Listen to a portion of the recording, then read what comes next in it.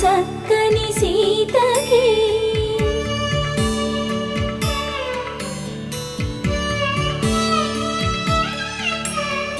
ఎర్ర జాబిలి చేయి రాముడేడని అడుగుతుంటే